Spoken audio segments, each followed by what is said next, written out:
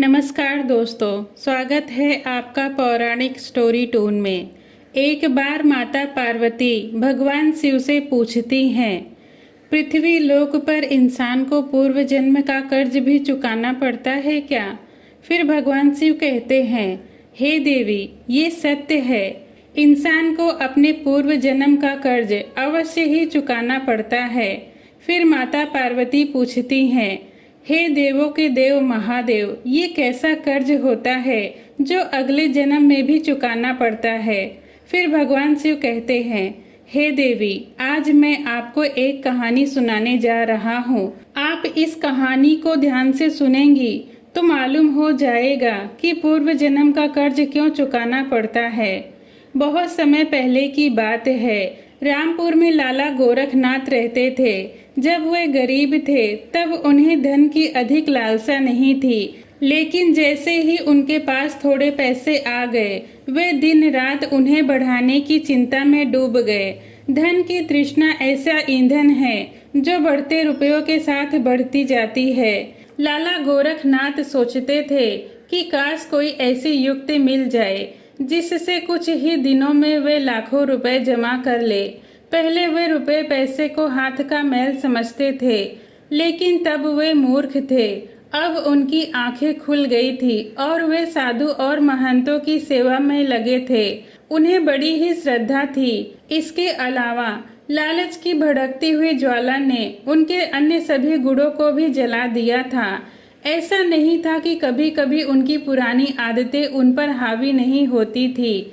जिस प्रकार कभी कभार युवा चेहरे में बचपन की झलक दिखाई देती है, लेकिन ये अवस्था भी स्थायी नहीं रहती। नए स्वभाव के सामने पुराने विचार ऐसे दब जाते जैसे बुढ़ापा युवावस्था को परास्त कर देता है। जब भी लाला गोरखनाथ के द्वार पर कोई साधु महंत आते तो उनका मुख फूलों की तरह खिल जाता था, परंतु आदर सत्कार के समय ये श्रद्धा भाव नहीं रहती थी। एक बार की बात है, संध्या का समय था। लाला गोरखनाथ के द्वार पर एक साधु आकर रुके और बोले, क्यों बेटा, रात काटने के लिए साधु को स्थान मिलेगा क्या? साधु का मुख संतोष की मूर्ति था और आंखें अमृत के कटोरे। लाला गोरखनाथ का हृदय भक्ति भाव से भर गया। वो झुककर बोले, सिर आंखों पर। साधु ने मुस्कुराकर कहा, बेटा, आजकल के समय में तुम्हारे जैसा भक्त पुरुष कहीं कहीं ही देखने को मिलते हैं। संसार में धर्म का भाव ही जैसे उठ गया है। गोरखनाथ का हृदय खिल उठा। अपनी प्रशंसा साधु के मुख से सुनकर उनको ऐसा प्रतीत हुआ मानो उन्हें स्वर्ग मिल गया हो। होठों पर शब्द आने ही वाले थे, लेकिन उन्होंने उसे दबा दिया और कहा, महाराज, अगर हम संतों की सेवा नहीं करेंगे तो इस मानव जीवन का क्या लाभ? संत महाराज कमरे में दाखिल हुए। लाला गोरखनाथ ने उनके सत्कार में कोई कमी नहीं छोड़ी। उन्होंने बासमती चावल पकवाए, मीठे दही के वड़े तैयार किए और दाल सब्जी में तो इतना घी डाला कि वो जैसे नदी की धारा में बहता जल हो। भले ही लाला गोरखनाथ इतनी पौष्टिक आहार देने के पक्ष में नहीं थे, लेकिन इस संत की बातों में कुछ ऐसी भक्ति थी कि उनके वर्षों पुराने विचार चंद पलों में बदल गए। जैसे सूखी धरती पर एक ही दिन की बारिश से हरियाली छा जाती है। इस भक्ति भाव से संत का दिल खुश हो गया। रात भर बातें होती रही, ज्ञान और भक्ति के चर्चाएं चलती रही। अंत में गोरखनाथ ने पूछा, महाराज, आप साधु कैसे बने? साधु ने हंसकर उत्तर दिया, बेटा, बुढ़ापा आ गया है, अब क्या सारी उम्र गृहस्थी में ही फंसा रहूंगा? कुछ हरि भजन भी तो करना चाहिए। तुम्हारी कृपा से बहुत रुपए पैसे कमाए, 5 पुत्र हैं और 1 कन्या। अब रुपए पैसे सब उन्हें बांट दिया और तीर्थ यात्रा को जा रहा हूँ। गोरखनाथ ने साधु की तरफ देखा और पूछा, तो आपने अपना सब कुछ बच्चों को दे दिया या अपने पास भी कुछ रखा है? साधु ने उत्तर दिया, मेरे हाथ में ये जो लाठी देख रहे हो, ये अंदर से खोखली है। इसमें मैंने 200 सोने की मोहरें डाल रखी हैं। यात्रा में कभी कभार धन की आवश्यकता भी पड़ जाती है। ये कहते कहते साधु को नींद लग गई, लेकिन गोरखनाथ की आंखें जाग रही थी। वे बार बार लाठी को देख रहे थे और मन ही मन कुछ सोच रहे थे। लोभ धर्म के पीछे छुपा हुआ था। कुछ समय तक इस संघर्ष में यही हाल रहा। अंत में लोभ ने धर्म को हरा दिया। गोरखनाथ ने लाठी उठाई, पर उनके हाथ पैर कांप रहे थे। उनकी अंतर आत्मा ने एक बार फिर से फड़फड़ाना शुरू किया, लेकिन लोभ के दृढ़ हाथों ने उसे दबा दिया। गोरखनाथ ने लाठी खोली और उसमें से सोने की मोहरें निकाल ली और उनकी जगह सामान्य सिक्के भर दिए। अगले दिन सुबह साधु महाकाल के लिए तैयार हो गया। गोरखनाथ का दिल धड़क रहा था। उन्हें डर था कि कहीं साधु को शक न हो जाए। इस ख्याल से उनका चेहरा पीला पड़ता जा रहा था, लेकिन साधु को इस बात की कोई खबर नहीं थी। वो हंसते हुए बातें कर रहे थे और रात की मेहमान नवाजी के लिए बार बार धन्यवाद दे रहे थे। जाते समय गोरखनाथ ने कहा, महाराज, मेरे यहाँ संतान नहीं है। कृपया भगवान शिव से प्रार्थना करें कि हमारे यहाँ संतान हो जाए। वैसे तो हम पापी हैं, हमारी प्रार्थना का कोई असर नहीं होता। आप महात्मा हैं, भगवान भोलेनाथ आपकी बात जरूर सुनेंगे। साधु ने उत्तर दिया, सुनेंगे या नहीं ये तो मैं नहीं जानता, लेकिन मैं तुम्हें आशीर्वाद देता हूँ कि भगवान शिव तुम्हें संतान दे। ये कहकर साधु चले गए। गोरखनाथ के सिर से मानो एक बड़ा बोझ हट गया हो। उन्हें ऐसा लग रहा था जैसे साधु के जाने के साथ ही उनके दिल से एक पत्थर हट गया। वो इस चोरी के फल से नहीं बच सकते थे। गोरखनाथ का मन और मस्तिष्क अनुभव कर रहा था, परंतु वो इस चोरी के प्रकट होने से बहुत डरते थे। चोरी का प्रकट होना प्रत्यक्ष था, किंतु उसका फल भविष्य के पर्दे में था। मनुष्य वर्तमान समय के सामने भविष्य की परवाह नहीं करता। इधर साधु महाराज महाकाल पहुँचे तो उनका हृदय प्रसन्न हो गया। वहाँ साधु संतों को देखकर उन्हें ऐसी प्रसन्नता हुई मानो स्वयं भगवान शिव के दर्शन हो गए हो। उनका मन महादेव में लीन हो गया। एक हलवाई को बुलाकर बोले, मैं एक महामृत्युंजय जाप कराना चाहता हूँ, जिसमें महाकाल के सभी साधुओं को भोजन दिया जाएगा। इसका कुल खर्च कितना होगा? हलवाई ने अनुमान लगाया और जवाब दिया, 1000 रुपए में सब कुछ शानदार ढंग से हो जाएगा।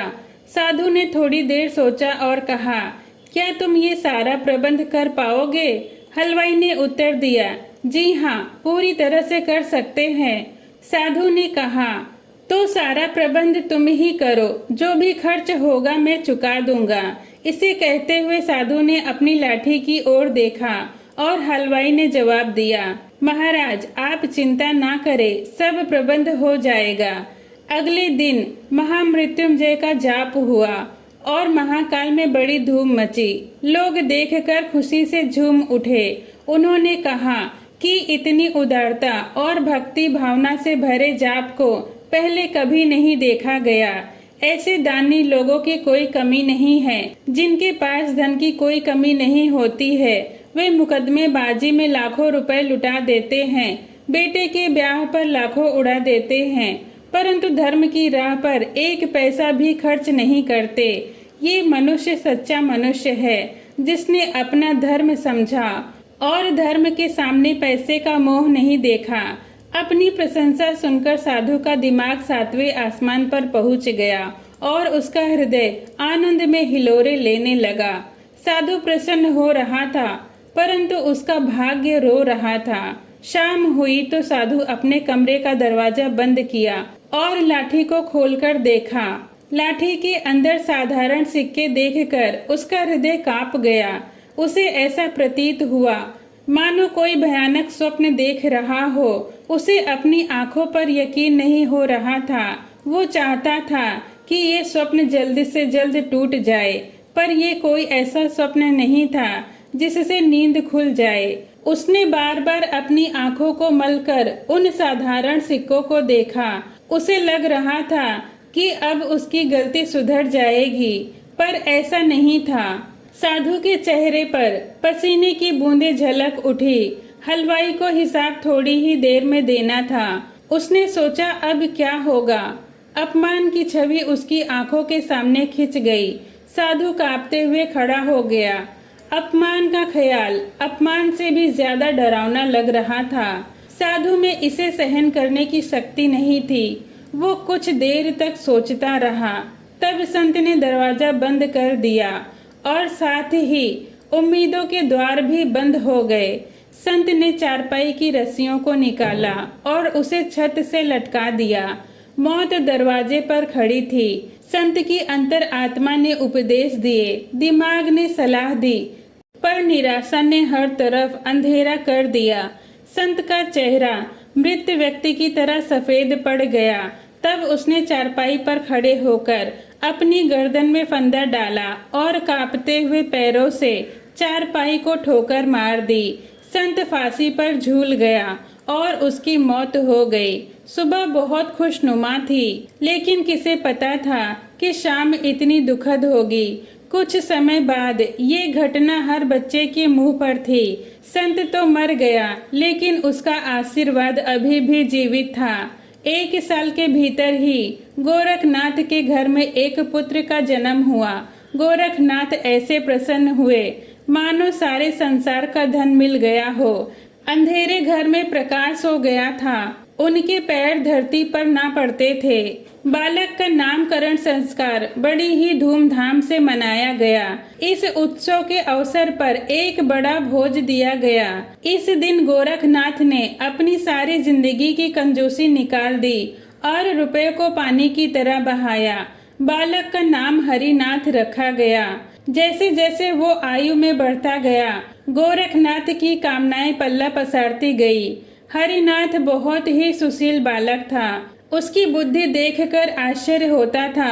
लोग कहते थे कि ये कुल का नाम बढ़ाएगा। गोरखनाथ ये सुनकर फूले न समाते थे।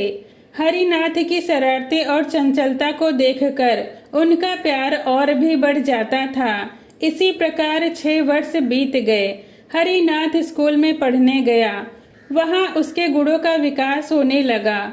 वो हमेशा अपनी कक्षा में अव्वल आया करता था।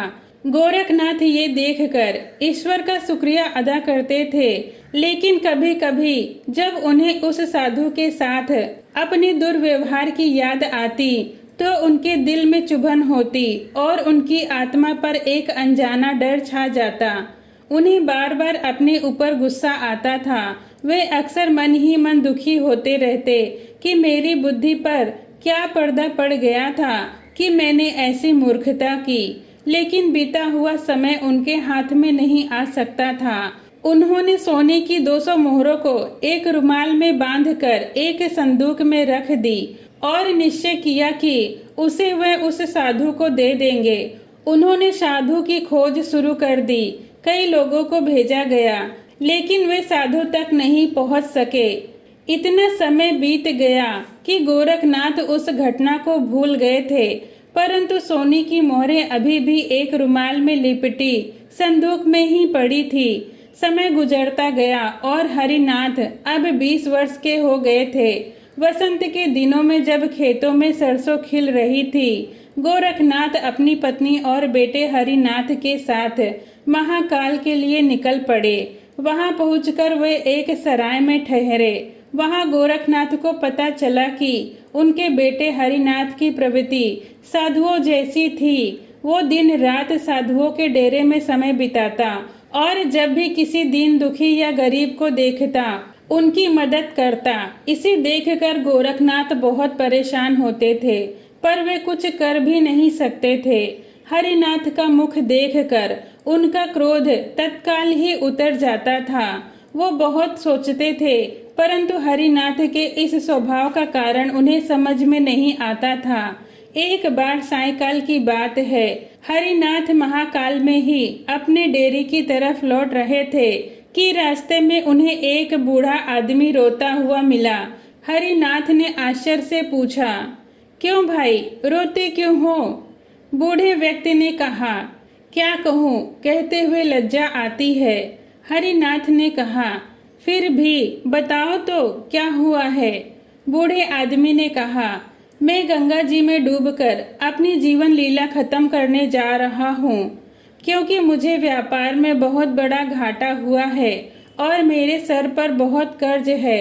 हरिनाथ ने कहा, व्यापार में नुकसान हुआ है और कर्ज भी है, पर ये तो बहुत छोटी सी बात है। उस बूढ़े व्यक्ति ने अजीबोगरीब नजरों से हरिनाथ की ओर देखते हुए कहा, मुझे अपना कर्ज चुकाना है, नहीं तो मेरे पास आत्महत्या करने के अलावा और कोई विकल्प नहीं बचेगा।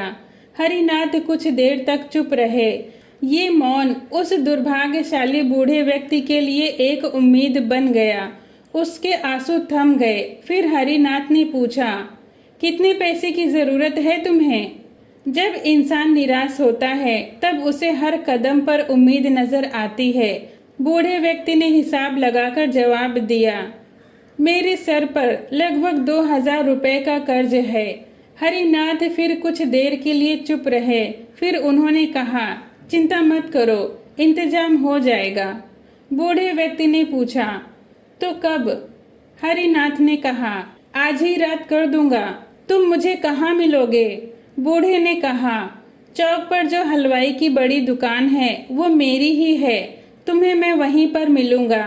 हरिनाथ भागता हुआ वापस सराय में पहुंचा। उस समय उसके हृदय में हलचल सी मची हुई थी। उसका चित्त व्याकुल था। वो चाहता था कि जितनी जल्दी हो सके हलवाई का संकट दूर कर दे। उसे किसी दिव्य शक्ति ने विश्वास दिला दिया था कि इस हलवाई की सहायता करना मेरा धर्म है। वो एक विशेष भावुकता के साथ डेरे पर पहुंचा। माता और पिता दोनों कहीं बाहर गए हुए थे। हरिनाथ का रास्ता साफ हो गया। उसने नौकरों से चाबी ली और कमरे के अंदर गया, परंतु संदूक पे ताला लगा हुआ था। हरिनाथ पर भूत सवार था। उसने पत्थर उठाया और ताले को तोड़ दिया। फिर संदूक को खंगालना शुरू किया। निराशा ने अपनी जगह बना ली, लेकिन आशा ने बंधन बांध दिए। अचानक आशा की चमक नजर आई। हरिनाथ के हाथ में एक रुमाल आ गया। उन्होंने उसे कांपते हाथों से खोला। उनका दिल कमल की तरह खिल उठा। उस रुमाल में सोने की मुद्राएं थी। ये वही सोने की मुद्राएं थी जिन्हें गोरखनाथ ने कभी एक साधु से चुराया था। मुद्राओं की गिनती की तो वह पूरे 200 निकली।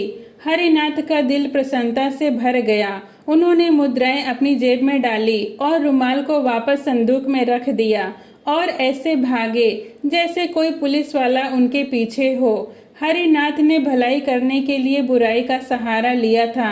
हरिनाथ ने उन सोने की मुद्राओं को ले जाकर उस हलवाई को दे दिया। अपने काम को पूरा करने के बाद वो वापस अपने ठिकाने पर पहुंचे। रात का समय था और वो अभी बैठे ही थे कि उनके पेट में दर्द शुरू हो गया।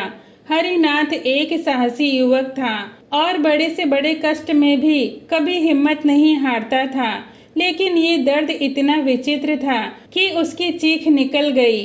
गोरखनाथ ने भी जब देखा तो उन्हें लगा जैसे कोई आपदा आने वाली है। वे डॉक्टर के पास भागे, पर वापस आने से पहले ही हरिनाथ ने प्राण त्याग दिए थे। जब गोरखनाथ ने ये सुना तो वे गिर पड़े और कई दिनों तक बीमार रहे। परंतु हरिनाथ के साथ क्या हुआ था ये आज तक उन्हें समझ में नहीं आया। एक दिन उन्होंने संदूक में हाथ डाला तो उन्हें मोहरों वाला रुमाल नहीं मिला। तभी उन्हें कई वर्षों पुरानी एक घटना याद आई, लेकिन उन मोहरों के खो जाने और हरिनाथ की मृत्यु के बीच का संबंध उन्हें कभी समझ नहीं आया। फिर भगवान शिव कहते हैं, हे देवी, कहानी सुनने वालों ने शायद समझ लिया होगा कि इन दोनों घटनाओं में क्या संबंध था। वास्तव में वो साधु जिसकी मोहरे गोरखनाथ ने चुराई थी, उसने गोरखनाथ के बेटे हरिनाथ के रूप में पुनर्जन्म लिया था। उसी ने उन्हीं सोने की मोहरों को लाला गोरखनाथ से चुराया, उस बूढ़े हलवाई को दिया जो पहले साधु के लिए भंडारे का प्रबंध किया था। इस प्रकार उसने अपने पूर्व जन्म का कर्ज चुका दिया। जैसे ही उसने अपना आरण चुकाया, हरिनाथ के प्राण निकल गए। साधु ने उस हलवाई को अपने पूर्व जन्म का आरण चुका दिया था और लाला गोरखनाथ के लिए उनका यही कर्म उनकी सजा थी, जिसके चलते वो अपने युवा बेटे की मौत के दुख में जीवन भर रोता रहा। तो दोस्तों, अगर आपको ये कहानी पसंद आई हो तो वीडियो को लाइक करें। ऐसी ही कहानियों के लिए मेरे चैनल को सब्सक्राइब करें। ये वीडियो देखने के लिए धन्यवाद।